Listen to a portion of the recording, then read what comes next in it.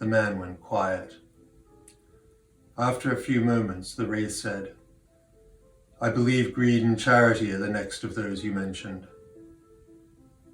Greed and charity. Again, it's not how I see it. It's too simplistic. Obviously, greed tends to be pretty ugly. I'm talking about the hoarding of stuff, money or whatever, the inability to determine when there is enough, or to simply have a different distribution from the beginning so that it never becomes an issue. Curiously enough, people seem to deify greed. If you've got shitloads of cash, trust me, you'll get treated everywhere.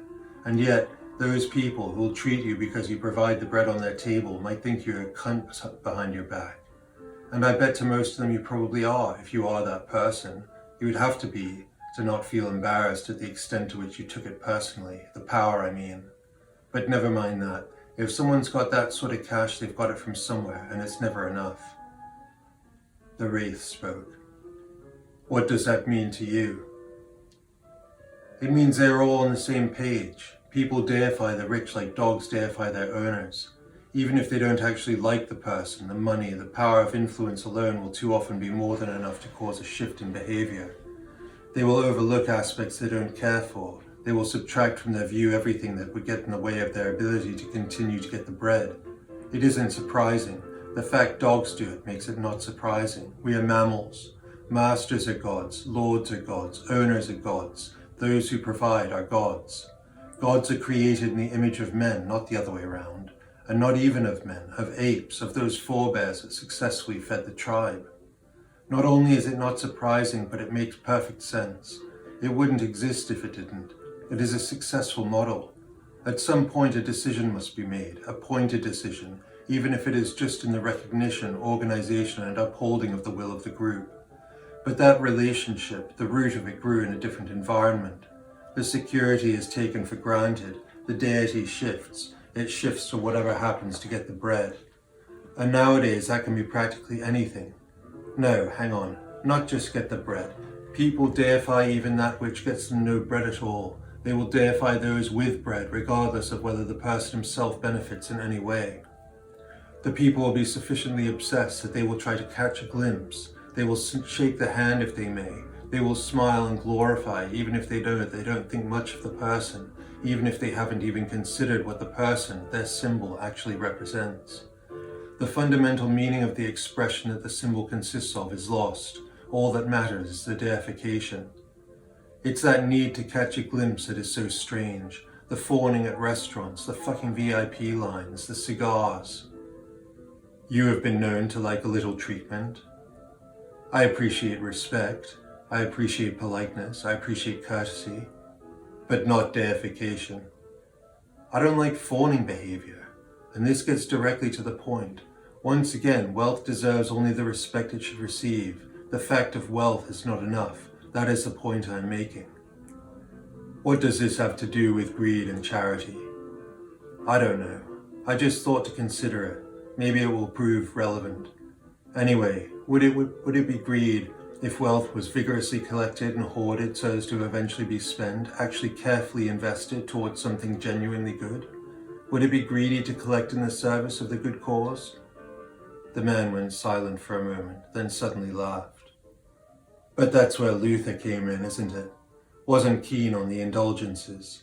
There are new forms of indulgences these days. It's just not the church anymore. It is the value of reputation in the socio-economic marketplace. Charitable causes are today's indulgences, and the church is the court of superficial public opinion. Superficial public opinion? Yeah, the part that can be manipulated. Like when fast food restaurants that are responsible for the systemic wrecking of people's health for generations end up sponsoring sports events. What does that have to do with charity? It doesn't. The point is that it's equally absurd. One way or another, you've got some awful company that wants everyone to forget their awful practices by publicizing that they gave some generous contribution to some worthy cause, even though the amount given in fact doesn't even register against the company's annual profits. Not to mention it probably provides a tax break. It's all about reputation. What can you make people think? What can you make people forget or ignore? I guess I equate greed with rapaciousness. It has strong connotations. Perhaps greed is a loaded term. It is difficult to accept that competing responsibly but intensely for resources and passionately pursuing the generation of wealth and then using it to better compete with less responsible players. At what point does it become greedy or rapacious? I can see a scenario where the single-minded pursuit of resources would not be considered greedy, but rather a service. I have to imagine this scenario, though. I don't know of any examples offhand, whereas it's easy to think of what one does in fact consider to be greedy, and it hardly need be said it isn't pleasant. Well, maybe I can think of a couple of examples. There are some environmental organizations that I would wish to be greedy in the cause of the health of the environment. That is different to me from those who would hoard wealth in order to own and develop markets that they don't actually improve or that shouldn't even exist to begin with. Acquisitiveness. Maybe that would be the measure that greed is the extreme of. Rapacious acquisitiveness. That being said, no doubt any hardcore capitalist will see greed as a virtue, but they better have an effective chief risk officer in place if they're going to promote greed as an internal policy. But acquisitiveness, what about if someone was rapaciously acquisitive of land to protect it from deforestation, just hoarding it, signing it into trusts, so that it can't be touched for generations to come, and also as to keep it out of the hands of people who would simply burn it down to develop some monoculture of plant to feed a monoculture of animal, or some bullshit like that. I wouldn't take issue with that person's rapacious acquisitiveness. But where did he get the money to be so acquisitive? Maybe he gained it through overcharging for stuff in the context of his business, or through not paying others within the business as much as he might. So the question becomes, what was a better use? Because there's going to be a balance. But this gets to the heart of the question of greed. Greed concentrates wealth, and from what I've seen, a lot of the most beautiful creations of man come from concentrations of wealth being employed outside of direct, obvious need. I'm talking architecture, artwork, gardens, literature, the sciences. I'm not saying there isn't a need in any of those things, nor that concentration of wealth is necessary for any of them, but it is the case that mature, stable economies have the luxury of developing projects on the side. If you aren't worried that you'll be broke next year, then you might allow yourself the luxury of taking care of what you create or cause to be created. You might find you have a surplus and you might choose to use it on something other than food and drink. You might hire someone to develop a garden in the town square, and yeah, there'll be a plaque placed with your name on it, but who notices that when they're sitting under trees and admiring the flowers and taking a respite from the hectic world beyond the fences? Fuck, I'm tired. But you were there, you tell me. How were the gardens of the city between the two seas before the greatest walls finally fell? Every time there's been a burst of knowledge, of creativity, it has corresponded with a time of extreme concentrations of wealth. And when the world has gone dark, it has been when those civilizations fell and people lost the security, the luxury to explore beyond the animal in themselves. It is pride that creates. It is pride that makes a maker feel worthy of creation, worthy of mimicking nature itself, worthy of testing against the light. And he might fall, but he will try. That is pride. It is pride that lifts man from what he was, the partial rejection of humility. You know, charity only exists when there is something to share. And does it even achieve what it is intended to achieve? Something should be given for something received. Even now I talk for my life. Charity seems to avoid that notion.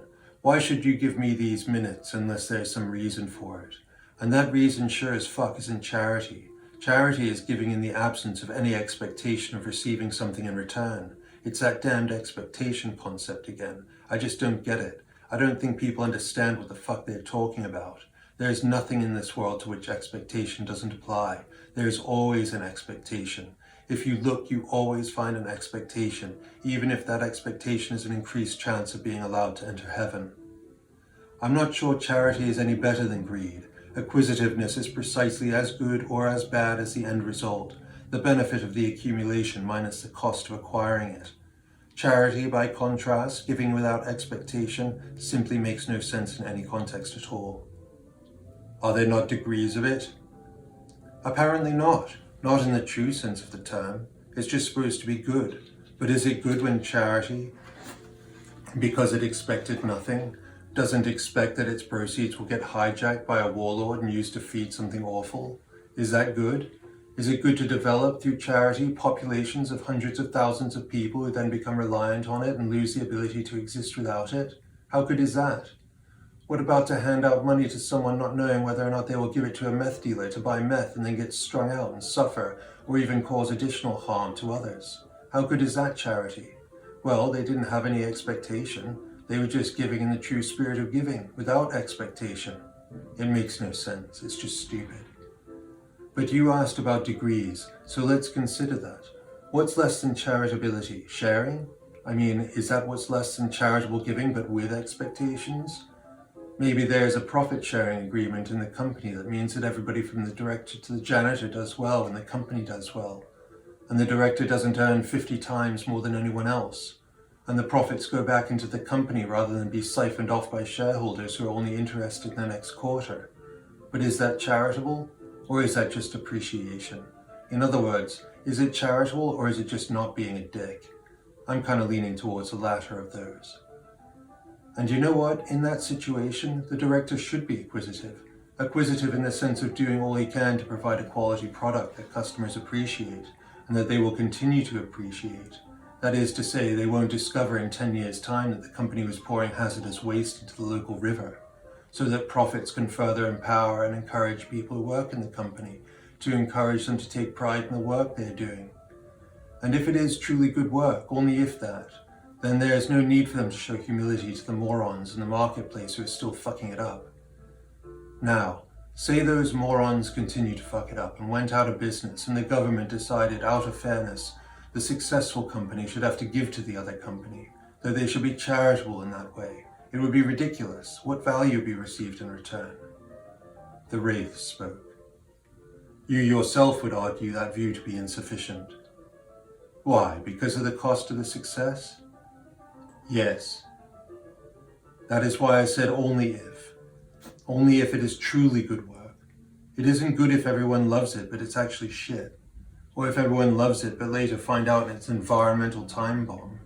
Or that it has destroyed large segments of the society that might otherwise have had a better opportunity to be usefully and satisfactorily employed. To the extent something is good, its acquisitiveness should be commended. To the extent it is bad or turns bad, it should be shunned. And you are right, the power to shun needs to remain because good things can turn bad. Is that all? I can't help but think of greed and charity in a particular context. What context? Well, I'm not sure within these constructs this is the best place for the discussion, but I thought of it, so maybe it is relevant here. Go on. I'm thinking of the context of a successful environment. I mentioned a moment ago a situation that considered whether or not it would be reasonable for those who are nailing it to show humility to those who aren't. What about it?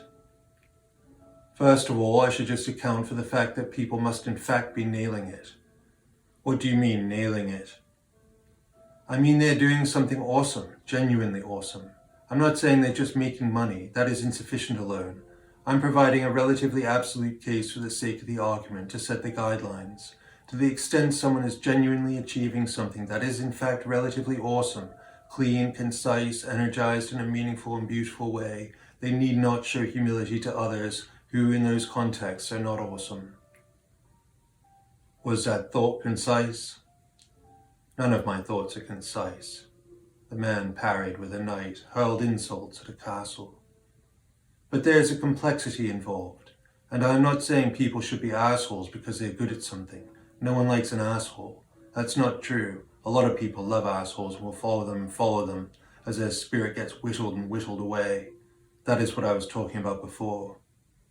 The Wraith cut in again. Is it not necessary for the awesome to be concise? You do have a humor about you. I accept your point. You were talking about humility, but it was suggested you already covered that.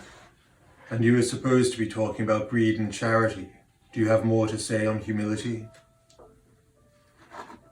I think there's probably a lot of humility behind charity. Is that not a good thing? In essence, yes. In practice, it can be problematic. Go on. Well, it's about sharing risk, isn't it? Charity, in a sense, is a form of insurance. It's like a down payment into the karmic account. Charity recognizes that everyone can find themselves in a bad situation. It recognizes that fortune can be fickle and all that sort of thing. But what happens when the bad situation is self-induced, and where the bad situation is not only self-induced, but that the behavior that created the bad situation was actually really rather awful, or just dreadfully careless, or whatever? I mean, every bit of resource that gets passed around is literally an investment of transactional power, and surely any such investment should be carefully considered. Death spoke. I get the impression you were glancing about your subject. I'm saying I think people have to be really careful how they balance greed and charity. I think people can sometimes be careless in the application of those concepts, and the consequences can be severe and systemic. Give me an example of what you were talking about. Nation states, the man said abruptly and with determination. Nation states, he said again, more thoughtfully. Borders. The importance of borders. The importance of defining the entity in order to interact with it. Entities shift all the time. Yes, but the fact that entities shift all the time does not mean they cannot be defined, only that the definition needs to take the shift into account in order to remain relevant. I'm just saying, it is not easy to manage something where you don't even know what that something consists of. Some people these days argue against the very concept of the nation-state. They argue for the free movement of people, of goods, all that stuff. But let's say you're at your house and you've got a nice house and a nice garden because you worked hard for them and you were smart with your decisions, but your next door neighbor has fucked it all up and had too many children for the resources available, and some of those children start crossing onto your property and setting up shelters in your field. Maybe you allow it at first, but it starts to be a bit much and they start squatting in the rose garden and being rude when you pass by, as if it hasn't even occurred to them that it's your land they are on. You seem to be producing a loaded image in order to make a point. How can that image help your argument? Well, some of those people squatting might actually be pretty cool. They might start helping with projects you had in mind for your property. They might be demonstrably appreciative that you let them be there, in light of the fact that their own neighbouring property is stricken with being inhabited and controlled by abusive and incompetent people. And you might welcome them, at least during working hours. But do you actually want them moving onto the property? Maybe not. Make your point. You're boring me dancing around like that. I'm saying that it's all very well being charitable, but if you destroy the integrity of your own situation, if you weaken the discipline that created the situation, it doesn't matter if it is in the name of charity or something else. The weakening has taken place. I apologize for fiddling about with the argument. I was feeling it out to see how I wanted to approach it. But ultimately the point is simple. If you have an engine, you can't have extra parts floating around inside it. The engine has the parts it requires. They fit together in exactly the intended way in order to achieve an intended result. If you were building an engine on your workbench, you wouldn't just start feeling sorry for all the parts that weren't included in the design and just start adding them. That is the point. That is why I used the word concise earlier, which I appreciate is hardly what I have been here. Not that I really care. Conversing with death is something in and of itself. The point is that the engine is concise. If there is one thing from the industrial age we might learn, it is to fine-tune our understanding of what causes something to be effective. Because what's true in this context is true also of nations, societies, families, partnerships, sports teams, fucking anything. The fucking point is there is no charity from nature. Some have not reached the same conclusion. Why? Because nature is bountiful? Whatever, they don't get it. It isn't about charity, it's about mechanism. There's a hummingbird with a particularly long bill that literally developed to access and pollinate a particular flower that only that hummingbird can access. It is precise. Nature did not create that flower because it felt bad because there was a hummingbird with such a long bill that it would be ridiculous if there wasn't a deep petaled flower for it, especially to access. No, the two developed simultaneously. They are like a nut and a bolt. A very unusual bolt that can only be screwed into an equally unusual nut required in a very particular engine of nature. In that case, some rainforest somewhere, if I remember correctly. What was noteworthy was the uniqueness of the design, that within that overall ecosystem you could find just how far down the line the interlinkages had developed. The complexity, the specificity, the diversity, but the homegrown diversity, the growing diversity integrated with the system of which it is a part. It is the system of which it is a part. Anyway, there is no engine, no business, no nations, no group of friends, no ecosystem that benefits from willy-nilly imports. Willy-nilly imports?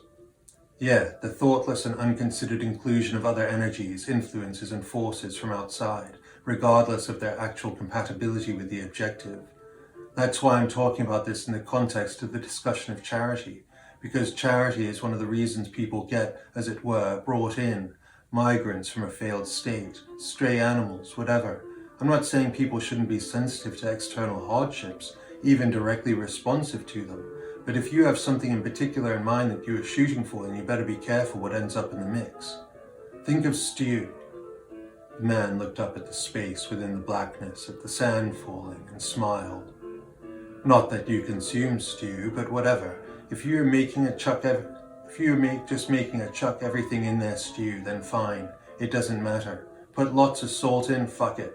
But most people say in the end that it isn't all that appetizing. Usually some consideration needs to go into what is included, and in what order it is included. Choices have to be made. What nutrients are required? What season is it? I mean, if it was your kitchen and you had reached a stage where you didn't need to scour the pantry for whatever the fuck was in there, just in order to fill a single bowl of food, and instead you had developed a system of nutrition that you were hoping to further investigate, you might get pissed if there were a lot of random people in your kitchen chucking stuff in the pot. I think I understand the point you're trying to make. The point is that my culture, your brother's culture, is dying, and it shouldn't be. It should be lean as a Spartan. It is dying because no one seems to recognize that you can't have what we were given without being lean as a Spartan. There is a value to it, and we are losing it. Everyone has to be charitable. Everyone has to be so charitable that everyone got complacent and fat. The rich are morons and the poor are useless, and everyone in between is just trying to survive, which these days means adopting even the most absurd nonsense in the name of being charitable, not hurting people's feelings, not telling them what they are doing is wrong, and not just wrong but harmful, indeed when added to all the others doing the same, even systematically dangerous. The major risks now are not from a small elite class. No, they're from everyone feeling like they should be able to have everything. Too many people simply don't appreciate the complexity of the system they exist in, whether in terms of the natural environment or the human environment. But those operating the system, who have a sense of its complexity because they understand that they're just a tiny cog within it, and who, on the basis of that realization, recognize that even their own understanding of the complexity is drastically limited, those are not the most dangerous. The most dangerous are those that think they understand while failing to appreciate that they have missed an entire aspect, the complexity within the context of time, within the evolution of energy, the aspect of your brother and the lantern he lit in the Greek. So, charity, like anything, is only as good as what it is set to enforce, what it is set to engage and develop and empower. And because of that, because charity can be employed carelessly, because it is possible for charity to corrupt, because it is possible for charity to undermine the integrity of the lean, and because taken in total, an entire civilization can collapse on the basis of its misguided intention, well, I would say that is adequate reason to be pretty damn careful about it. It isn't just about helping someone or something. Helping someone or something is insufficient. It assumes that helping is a good by definition. It isn't. To assist is to empower. To assist is only as good as what is being attempted. To empower something that is shit is not all that cool. What I'm saying is, charity is not exactly by any means the ultimate good, and nor is greed by any means the ultimate bad. The terms are meaningless without the object to which they are applied. You don't even need to ask what of those cases where influence developed through questionable means is then applied to the good. The end justifies the means and all that. They don't bloody well justify the means when they don't in fact justify the means. So those people can go fuck themselves. It's no different from indulgences. It's just appearances, reputation management. But appearance is not the same as reality, and reality is not nearly so charitable as people are.